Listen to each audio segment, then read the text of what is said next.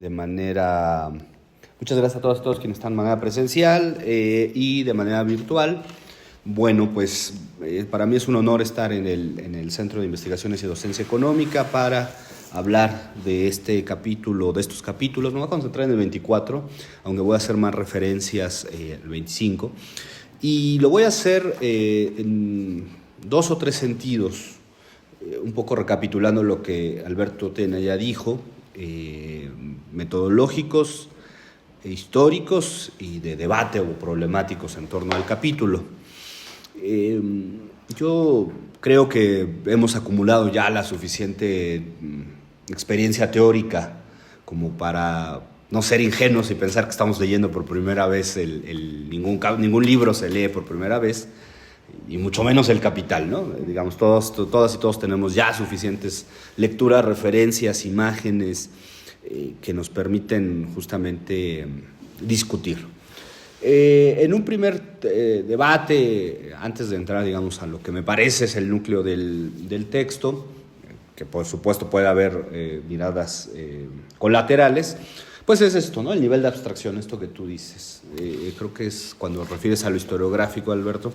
Creo que el capítulo 24 es efectivamente el capítulo menos abstracto del Capital, ¿no? Si por menos abstracto entendemos estos niveles de determinación, ¿no? La abstracción no es otra cosa que colocar determinaciones a la comprensión de los fenómenos. Capítulo primero, la sección primera, pues es muy abstracta, ¿no? Tiene, digamos, grandes problemas, grandes núcleos, pero no está refiriendo a nada, a un ejemplo en particular, ¿no? Aquí el nivel de abstracción es muy claro, ¿no? Es un nivel muy concreto, es un nivel poco abstracto, es un nivel muy concreto, donde hay muchas determinaciones. Bueno, se juegan elementos de leyes específicas contra los pobres, por ejemplo. Eso no aparece, por supuesto, en el desarrollo de la ley del valor, porque no es una ley escrita, ¿no? Es un proceso civilizatorio que opera en otro nivel. Entonces, el nivel de abstracción es muy importante para que podamos tener este acercamiento. ¿Qué debates tiene el capítulo 24? Bueno, el debate de Marx, desde mi punto de vista, es con John Locke. John Locke efectivamente habla de esta acumulación originaria. Él en sentido positivo, es decir, como algo que efectivamente sucedió, grupos de personas que fueron acumulando riqueza a lo largo del tiempo y que estuvieron en condiciones de superioridad. Por eso Marx le llama sobre la llamada, ¿no? Eso que llaman la acumulación originaria, que en realidad es un proceso que no resulta de esta naturaleza. Ese es el debate tradicional, digamos, que podríamos ubicar en el siglo XIX, ¿no? ¿Cuál es el origen de la riqueza? ¿No? Pues el origen de la riqueza, según algunos, y sigue siendo para muchos, que hubo gente que ahorró mucho, ¿no? Y como ahorró mucho, pues ahora está en condiciones de superioridad, ¿no? Obviamente a Marx eso pues, le parece una barrabasada, ya lo he venido explicando, y va a dar un salto importante en la explicación. Pensemos ahora, más allá de Marx, los debates que ha tenido el capítulo 24. A mí hay un debate que me parece muy interesante, que es el debate sobre lo lógico y lo histórico, ¿no? Efectivamente, es todo un debate metodológico que la tradición marxista ha seguido y que yo dividiría en dos grandes tradiciones marxistas. Las dos creo que tienen puntos a favor y puntos en contra y que son interesantes. Tendríamos que pensar qué nos sirve más a nosotras y nosotros para pensar el siglo XXI. Es el debate entre, digamos, quienes ven en el capítulo 24 efectivamente una condición historicista, ¿no? Es decir, creo que esta fue la lectura fundamental durante la primera mitad del siglo XX. Es decir, el capítulo 24 habla sobre Inglaterra, ¿no? Es Inglaterra, está ubicado en un tiempo, está ubicado en un espacio y no hay otro ejemplo, o similar, sucedió así, ¿no? Sucedió en este lugar. Y no hay condiciones que se reproduzcan o se repitan, ¿no?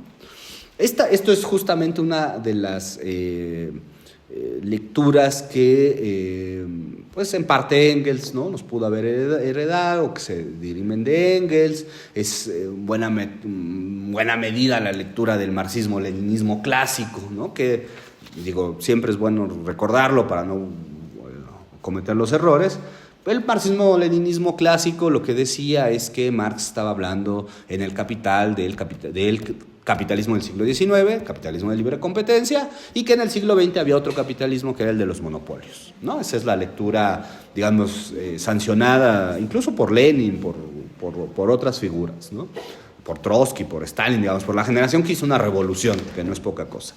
Y entonces decían, bueno, el Capital es un libro para el siglo XIX, es un libro pensado para el capitalismo inglés, ¿no? Todavía lo localizábamos más. Y bueno, ya estamos en otra fase en el imperialismo, dirá Lenin, siguiendo a Hobson, siguiendo a Hilferding. Estamos en otro nivel o en otro momento, ¿no? Se inventaron categorías o intentaron inventar categorías para dar cuenta de ese otro momento histórico, que era sobre todo la del capital monopolista de Estado, ¿no? Si se dan cuenta ustedes, el uso que esta generación de revolucionarios que fundó la Revolución Rusa, pues no tienen grandes comentarios sobre el capital, no lo problematizaron, quizás solo Lenin un poco, pero en realidad no tienen, muchas gracias, no tienen una lectura muy, muy profunda, ¿no? O es una lectura tangencial, una lectura entre otras, ¿no? No es una lectura que amerite lo que nosotros hacemos el día de hoy, que es sí pensar la crítica de la economía política y ver los distintos niveles. Esto ha llevado, y aquí hago yo una lectura alterna, la que hizo Alberto cuando inició. Mencionó varios autores europeos, ¿no?, que son muy importantes y que podríamos discutir con ellos. A mí me ha interesado mucho la lectura latinoamericana del Capital, y en la lectura latinoamericana del Capital, en un primer segmento, yo lo que me encontré fue que este era el capítulo preferido de los marxistas latinoamericanos a principios del siglo XX, al menos durante la primera mitad del siglo XX y hasta un poquito después de la Revolución Cubana. ¿Por qué? Pues porque les permitía entender el capitalismo latinoamericano, ¿no? Eres muy curioso porque no comenzaban con la ley del valor, no comenzaban con la mercancía, eso va a aparecer después, ¿no? Las teorizaciones más latinoamericanas sobre todos estos problemas, con Dussel, con Bolívar, con toda esta generación de finales del siglo XX. Pero en un primer momento el marxismo latinoamericano encontró que si América Latina tenía un lugar en el capital, pues no era la subsunción real, no era la subsunción formal, aunque puede serlo, sino era el proceso de despojo que está reflejado o está expresado o está desarrollado para el caso inglés en el capítulo 24. Yo les recomiendo, por ejemplo, un libro de un comunista chileno, Volodya Teitelbaum, a propósito que hay compañeros chilenos acá en el seminario, que se llama América Latina y el amanecer del capitalismo, que es un intento de colocar el capítulo 24 en la historia latinoamericana, ¿no? Podemos criticar hoy, ¿no?, insuficiencias, lo que sea, pero era un intento, ¿no?, de decir, bueno, allá está la lectura de Marx, Inglaterra, los procesos ingleses. ¿Qué está pasando con el capitalismo latinoamericano, ¿no? ¿Qué proceso siguió? Y la mejor manera, la más evidente al menos, era efectivamente tratar de hacer una relectura del capítulo 24 a partir de las condiciones históricas latinoamericanas. ¿Qué otros textos? Bueno, Capitalismo y Esclavitud de Eric Williams, ¿no? Indudablemente es un libro que tiene la resonancia de esta proposición marxista del capítulo 24, ¿no? Si ustedes leen Capitalismo, porque la esclavitud no aparece aquí, ¿no?, digamos, como núcleo explicativo, pero a los caribeños sí les hacía sentido que el proceso de expoliación incluyera también de manera central el proceso generalizado de la esclavitud, que si lo pensamos bien, es decir, si pensamos procesos históricos concretos como la esclavitud, pues parecería que va en contrasentido de la sección primera, ¿no?, porque no hay libertad ni igualdad para el intercambio de mercancías, ¿no? Entonces, ¿cómo darle salida a una lectura marxista de la historia latinoamericana? Pues no era por la sección primera, generalmente, tampoco era por la sección referente a maquinaria y gran industria, pues porque no había gran industria o no era generalizada. Entonces, la salida lógica era el capítulo 24, ¿no? El capítulo 24 y 25, la sección séptima. Esto a mí siempre me ha llamado la atención, ¿no? Y me ha tratado he tratado de plantear qué es lo que estaban leyendo estos personajes, ¿no? Esta es una discusión, está puesta, por supuesto, en términos históricos, historiográficos. Habría que releer el capítulo 24, también buscando los huecos y las insuficiencias, podríamos decir, el día de hoy, ¿no? Por ejemplo, cuando Marx está hablando de procesos de cercamiento, bueno, quiere decir que hay alguien que ya acumuló un cierto poder, ¿no? No nos explica por qué tenían ese poder. Nosotros damos por supuesto pues, que eran noblezas, que eran terratenientes, que tenían cierta capacidad, pero lo cierto es que no sabemos si, por ejemplo, si los expropiadores habían expropiado previamente, ¿no? O sea, o de dónde habían acumulado ese poder. Entonces, habría que pensar, ¿no? El propio capítulo 24 de manera crítica para poder ver efectivamente qué tan histórico es este capítulo, ¿no? O sea, qué tanto cumple con esa denominación que usualmente se le ha llamado, ¿no? Quiero, en cambio, ahora plantear lo que a mí me parece una posible alternativa, una posible vía para leer el capítulo 24. Retomo aquí la provocación, es una provocación muy bonita, que Louis Althusser, el filósofo francés, lanzó en un texto que se llama algo así como Indicaciones para leer el Capital, ¿no? Es un folleto pequeñito, es muy provocativo, sobre todo para tradiciones como la que hemos vivido en México, ¿no? Y en otros países de América Latina, que, bueno, hace una lectura sistemática del Capital, que va leyendo el capítulo primero, ¿no? Digamos, no habría secreto, ¿no? en el ejercicio de lectura.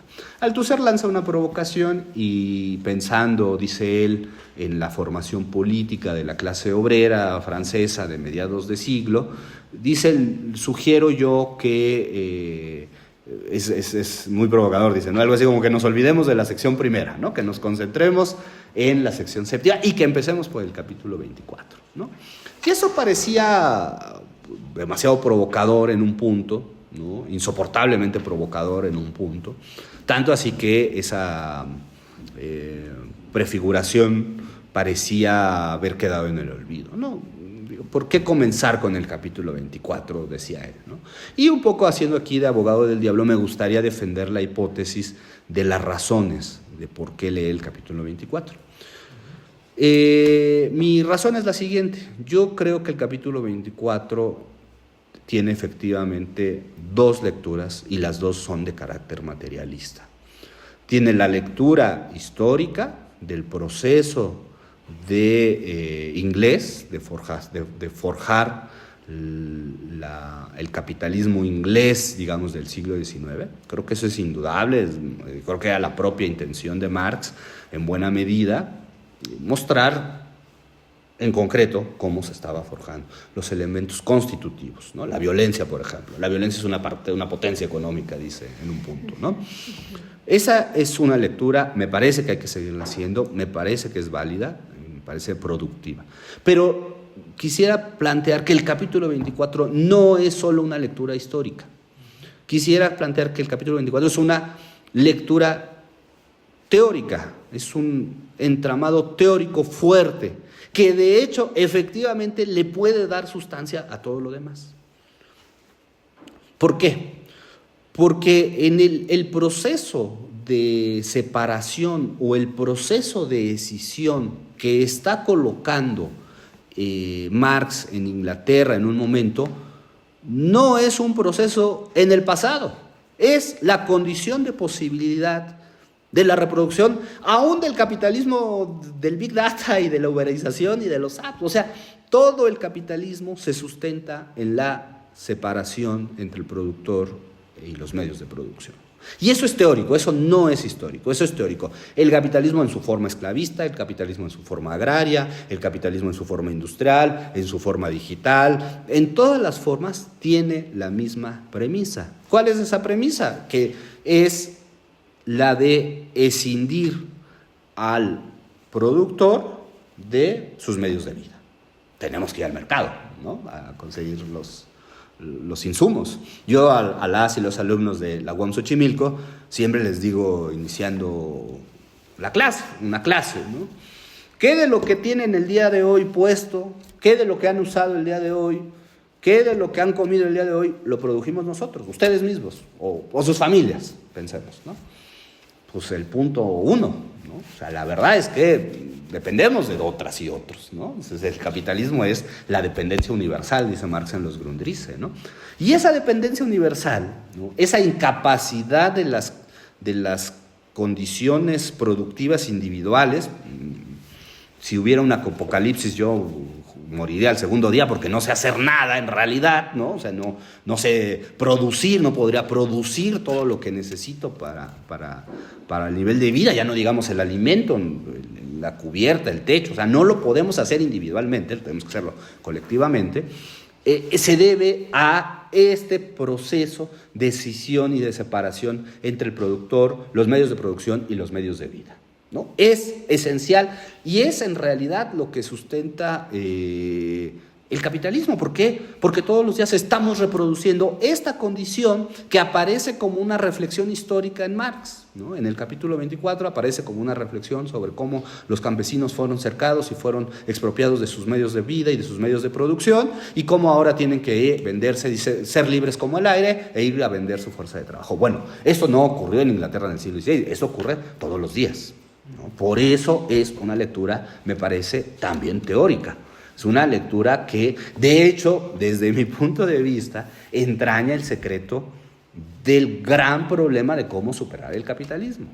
Cómo superar el capitalismo es devolver la soberanía a los productores sobre sus medios de vida. Eso es lo que no tenemos, ¿no? O sea, estamos incapacitados, pero no estamos incapacitados porque hay una fuerza externa, estamos incapacitados porque la propia organización de la sociedad, con su división social del trabajo, ha impedido que tengamos las condiciones, ya no digamos del conocimiento, para poder reproducir nuestra vida, es decir, acceder a nuestros medios de vida, sino incluso para tener una cotidianidad medianamente acercable a tener esas condiciones, ¿no?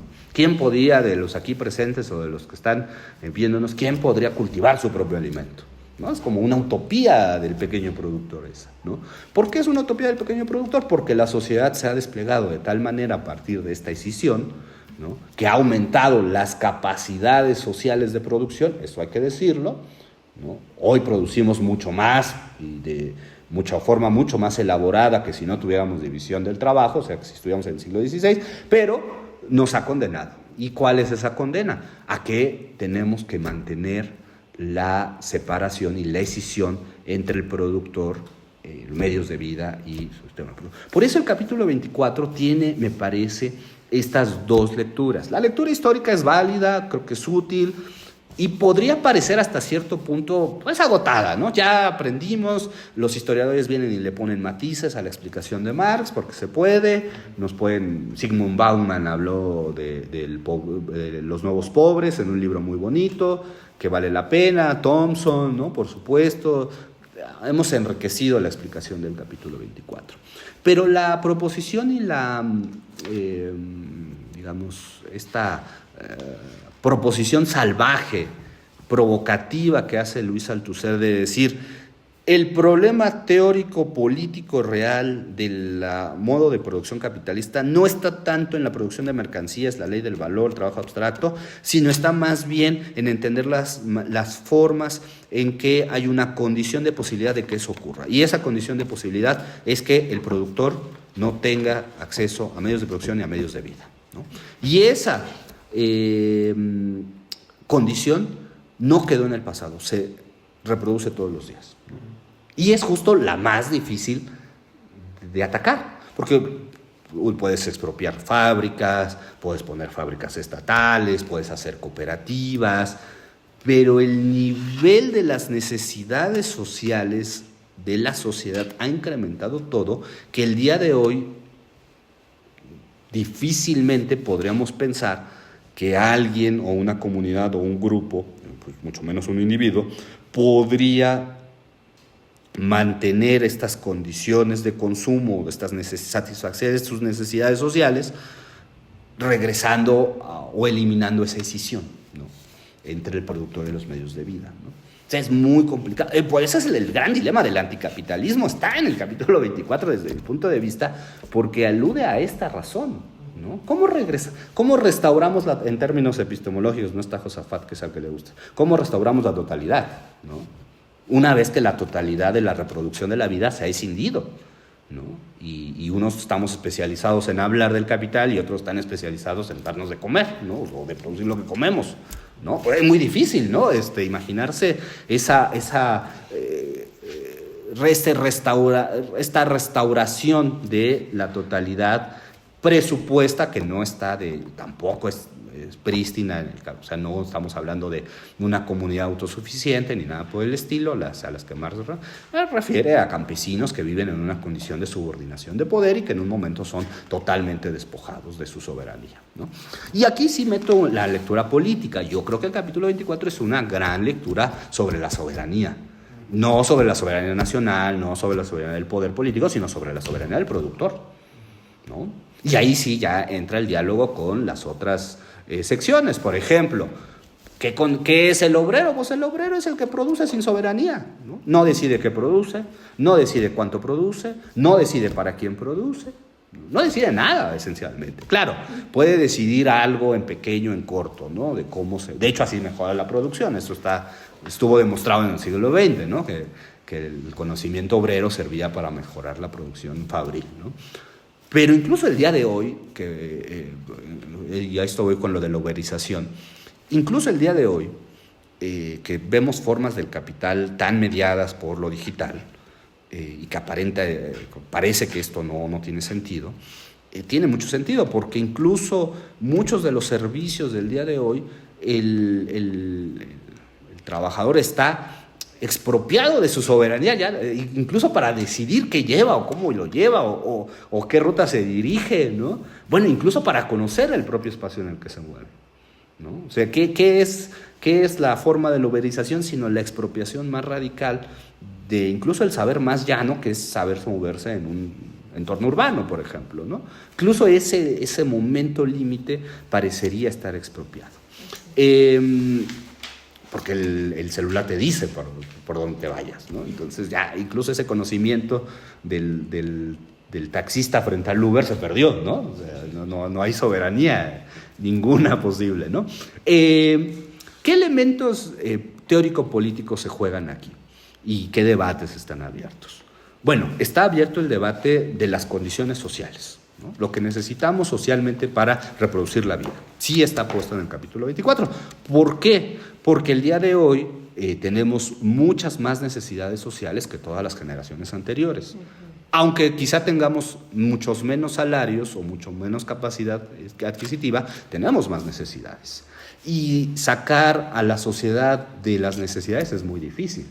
¿Cómo le dices a la gente, deja de tener luz todos los días, ¿no? O deja de viajar o deja de aquello, ¿no? Entonces es un debate importante que está puesto a partir de la consideración de lo que supone la ruptura entre el productor, en este caso está pensando en los campesinos, y los medios de vida, ¿no? Porque cuando las necesidades sociales se van ampliando, cada vez son más difíciles de satisfacer y están más mediadas y necesitamos más de otras y otros. De otras y otros que están en la misma condición que nosotros, que es, no tienen condiciones inmediatas para reproducir su vida, ¿no? O son muy limitadas las condiciones inmediatas para reproducir la vida. Ese es un debate que está puesto. El segundo debate, ¿cómo revertimos esta dependencia y qué tanto se puede revertir esta dependencia que genera la expropiación generalizada de los productores? Entonces, podemos volver a condiciones, ¿no? Todos los proyectos de economía social, todos los proyectos de economía cercana tienen en el fondo este problema del capítulo 24. ¿Cómo hacer para que lo que yo consumo no venga del otro lado del mundo, ¿no? Sino que se haga aquí, ¿no? Sí, pero que no sea una abstracta, y viene el trabajo abstracto, que no sea una fábrica lejana que jamás voy a conocer, sino que sea algo que pueda yo ver aquí en concreto, que pueda conocer incluso yo al productor, ¿no? ¿Se dan cuenta? Esto tiene que ver con el capítulo 24, porque el capítulo 24, cuando plantea el problema de la ruptura entre el productor y los medios de vida, se va ampliando esa diferencia entre quien consume o el productor y los medios de vida se va ampliando en escala espacial, ¿no? Y justamente el día de hoy hay alguien del otro lado del mundo produciendo algo que yo voy a consumir el próximo año, ¿no? O sea, se ha ampliado de manera mucho más dramática que lo que el propio Marx podía en ese momento.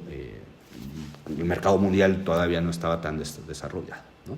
Ese es un gran tema, ¿no? Porque no podemos pensar en una utopía de pequeñas comunidades autogestionadas, dadas las condiciones sociales actuales, pero tampoco podemos seguir con este esquema de reproducción entre el productor y medios de vida alargado en el tiempo y en el espacio como lo tenemos el día de hoy, ¿no? Y esto me lleva al último tema. Yo creo que tendríamos que leer el capítulo 24 a la luz de otras tradiciones teóricas. Creo que es sano poner a dialogar al marxismo con otras tradiciones teóricas. Y en ese sentido, a mí me gusta mucho pensar el capitalismo, más que como una forma económica, esto ya lo ha dicho mucha gente, me gusta pensarlo como una forma civilizatoria. De hecho, hay un punto en donde Marx, releyendo el capítulo 24, habla de los hábitos. Dice, ¿no? Se ha conformado una clase que tiene ciertos... Bueno, al final, en la teorización, por ejemplo, de un Norbert Elias, el proceso civilizatorio, yo quisiera pensar el capitalismo más como un proceso civilizatorio a la manera de Norbert Elias, ¿no? Del establecimiento de ciertas rutinas, de ciertos hábitos. Creo que tiene mucho de civilizatorio el capital. Por supuesto, tiene muchísima violencia y una cosa no niega a la otra, ¿no? De hecho, una cosa generalmente afirma la otra. Creo que el capitalismo tiene, y esto está en el capítulo 24, está efectivamente la explicación del establecimiento de ciertas formas civilizatorias del capital. ¿Qué implica lo civilizatorio? ¿No? Hay mucha gente que cree que uno está aplaudiendo el capital. No, es un proceso automatizado y lo más importante es un proceso abstracto que termina moldeando a las formas concretas, ¿no? Y creo que en eso el capítulo 24 sí atina. ¿Por qué? Porque no es una historia de Inglaterra solamente, es la manera efectivamente en que las sociedades capitalistas culturalmente o nacionalmente o civilizatoriamente se han ido forjando, independientemente de sus diferencias. Culturalmente hay muchas diferencias entre los ingleses y los japoneses, pero los dos son capitalistas, ¿no? Hay muchas diferencias entre los latinoamericanos y los norteamericanos, pero tenemos sociedades capitalistas, ¿no? Distintas, pero las tenemos. Entonces, esta dimensión de la manera abstracta en que la forma civilizatoria del capital creo que tiene muy buena referencia en el capítulo 24. ¿Cuál es la tarea, creo yo, en el capítulo 24 o las tareas posibles hacia adelante? Una, la histórica y generalmente la que pensamos más.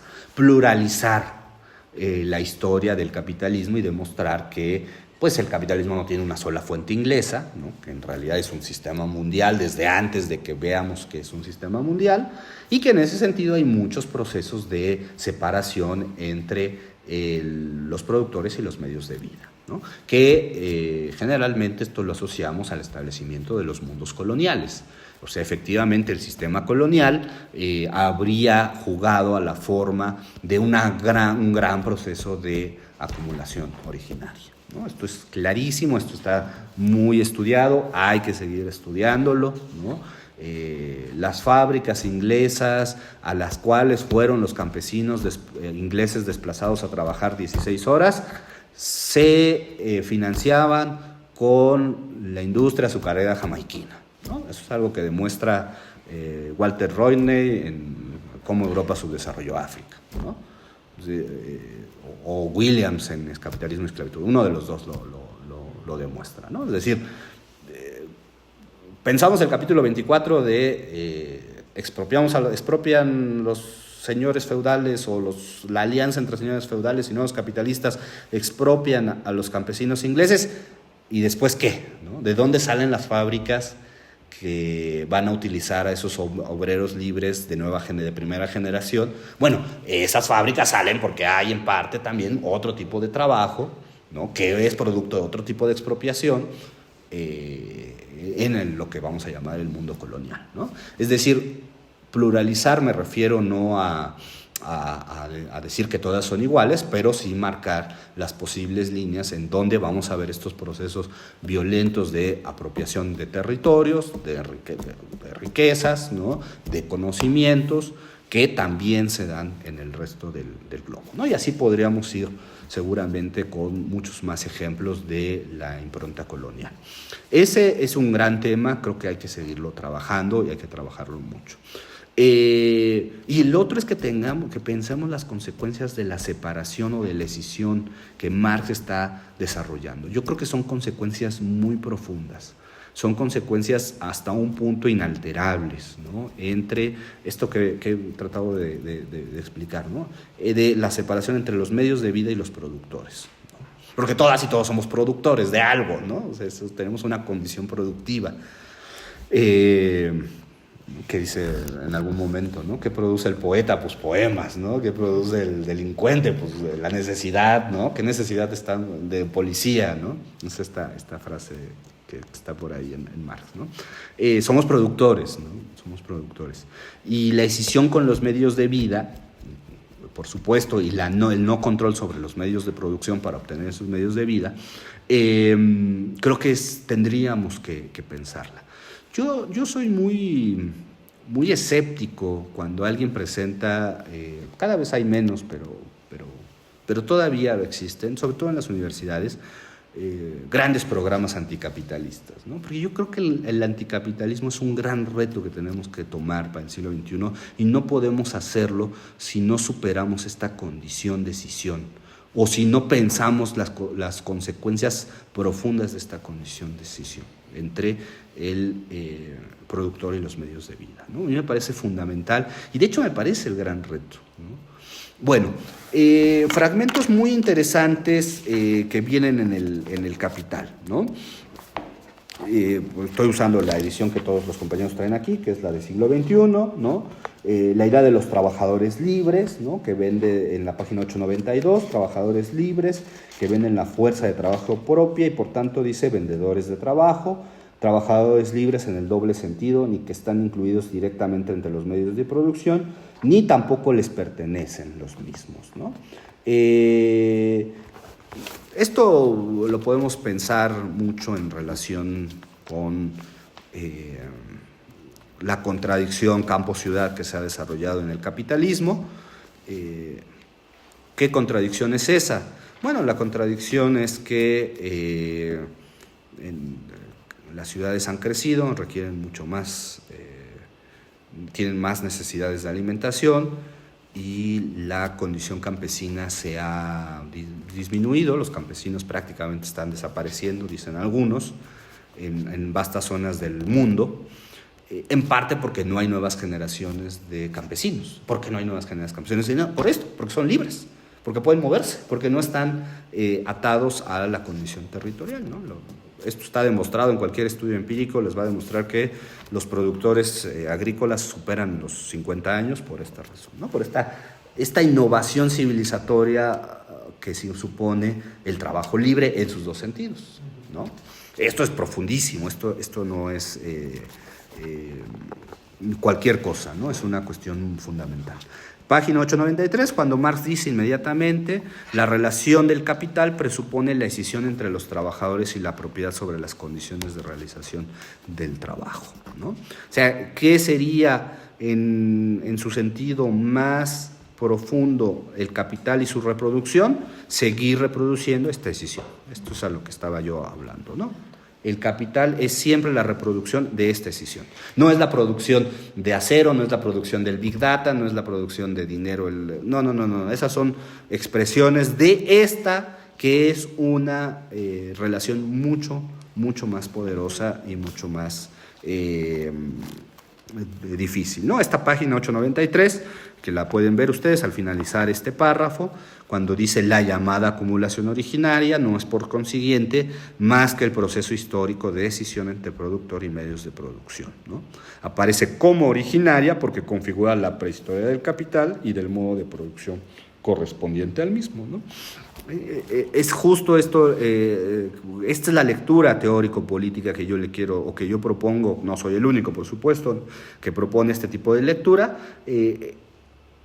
es un dilema político, es un dilema de las comunidades políticas decidir qué se hace o cómo se supera o cómo se disminuye esta escisión entre el productor y los medios de producción, ¿no? Yo creo que ahí está el sentido profundo de un anticapitalismo serio, digamos, ¿no? De futuro. ¿Cómo vamos a disminuir, cómo vamos a minorar, cómo vamos a superar, cómo vamos a atacar esta escisión, ¿no? Que no es tan fácil de superar, no se hace porque el capital no es un sistema legal, económico legal, que donde tú cambias las leyes y cambias las relaciones, sino es un proceso civilizatorio, ¿no? Efectivamente, ya a partir de la Capite 3, legislación sanguinaria contra los expropiados, desde el siglo XV, ya aquí viene Marx, que efectivamente es un Marx bien historiador, bien profundo, bien comprometido con las determinaciones, ¿no? Bueno, habla de los expulsados de la disolución de las mensadas feudales, ¿no? Y por la expropiación violenta e intermitente de sus tierras. Paréntesis, justo la pluralización de la que hablo, pues tendría que hablar cómo se diluyeron las formas existentes donde no hubo feudalismo, ¿no? Porque aquí, claro, está hablando de Europa, pero habría que pensar en las otras formas que el resto de la humanidad tenía y que también fueron disueltas, ¿no? Por este proceso violento, ¿no? Dice Marx en esta página 918, las personas súbitamente arrojadas de su órbita habitual de vida no podían adaptarse de manera tan súbita a la disciplina de un nuevo Estado, ¿no? Paréntesis, ¿no? El tema de la disciplina del trabajo, ¿no? O sea, no lo inventó Foucault, está puesto aquí, ¿no? El disciplinamiento, está puesto aquí el ordenamiento de la jerarquización de los mundos de vida, de quién puede traspasar tal espacio, está puesto aquí, ¿no? Dice Marx, se transforman masivamente en mendigos, ladrones, vagabundos, en parte por inclinación, pero en los más de los casos forzados por las circunstancias. De ahí que a finales del siglo XV y durante todo el siglo XVI prolifera en toda Europa occidental una legislación sanguinaria contra la vagancia. Bueno, si no les suena después todo esto, después de la última llamada de Trump a limpiar Washington, ¿no? Que dijo que iba a limpiarlo de todos los homeless, pues no estamos entendiendo nada, ¿no? Habría que pensar, ¿no? Si hay un nuevo... Estos procesos, esto que Marx nunca lo he visto trabajado, pero pues es una especie de preludio de la higienización lo que está marcando Marx acá, ¿no? De hecho, termina de cuando citas Bueno, ya voy a terminar. Hay una... Aquí, en la página 922. La página 922, en su tercer renglón, en su tercer párrafo, dice esto, ¿no? No basta con que las condiciones de trabajo se presenten en un polo como capital y en el otro como hombres que no tienen nada que vender, salvo su fuerza de trabajo. Tampoco basta con obligarlos a que se vendan voluntariamente. Un capítulo, es una frase compleja, ¿no? Obligarlos voluntario, pues no. Parece un oxímoron, claro. Es un oxímoron, ¿no? Porque, claro, si no se venden voluntariamente, mueren, ¿no? En el transcurso de la producción capitalista se desarrolla una clase trabajadora que, por educación, por tradición y hábito, reconoce las exigencias de ese modo de producción como leyes naturales evidentes por sí mismas, ¿no? Esta es la parte civilizatoria que me interesa a mí, esta cosa de los hábitos, ¿no? Que al final termina siendo el recurso más complejo para desmontar la gran producción capitalista, ¿no? Es decir, el mundo se ha estandarizado en una forma de producción absolutamente, el capitalismo ha estandarizado el mundo en una forma de producción donde efectivamente la condición fundamental es la escisión entre el productor, sus medios de vida y los medios de producción, ¿no? Bueno, ya termino, Ruth, para dar paso aquí a la discusión. La génesis del capital industrial, que es en la Capite 6, a partir de la página 938, pues ya aquí ya viene este Marx que no puede ser acusado de ninguna manera de eurocentrado, ¿no?